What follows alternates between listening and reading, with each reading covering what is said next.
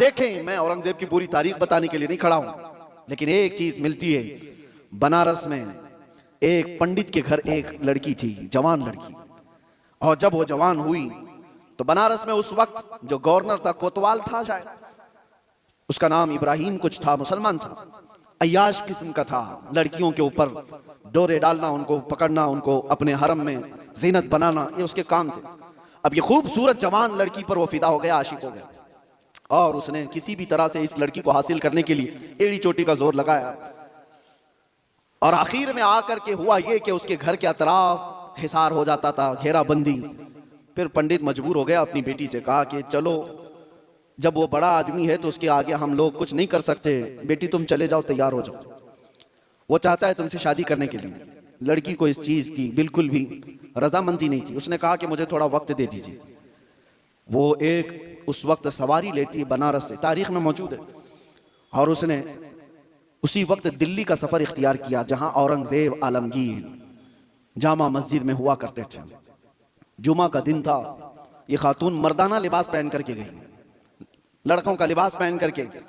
जब बादशाह इस्लाम, उस वक्त के सुल्तान निकल रहे हैं और लोगों से उनकी हाजतें पूछ रहे हैं, उसी वक्त ये लड़की खड़ी थी। औरंगजेब ने अपनी चादर उठा करके दे दी और कहा, बेटी इस लिबास में तुम्हें अच्छा नहीं लगता, तुम अपना चेहरा ढाक लो, तुम अपना सर ढाक लो, और तुम्हारी क्या हाजत है? तो उसने कहा कि मेरी हाजत कुछ तवील है, मैं आपको तनाई में सुनाना चाहती हूँ। बुला लिया।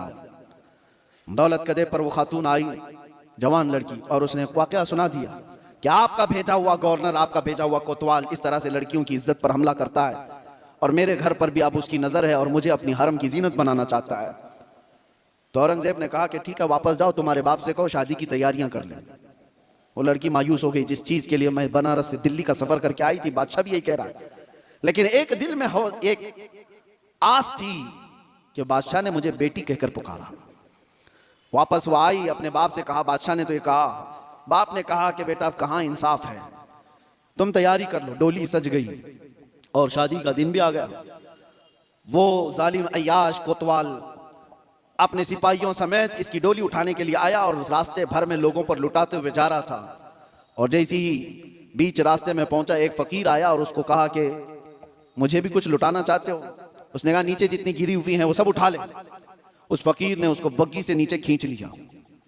तो जैसे ही नीचे खींचा, ये कोतवाल जल्लादों से पुकार कर कहा कि कौन फकीर है जो बदतमीजी कर रहा है, तुम सबके सब आ जाओ। फकीर अपना जुब्बा उठाता है तो वह औरंगजेब वहां पर खड़ा है। कहा, वाली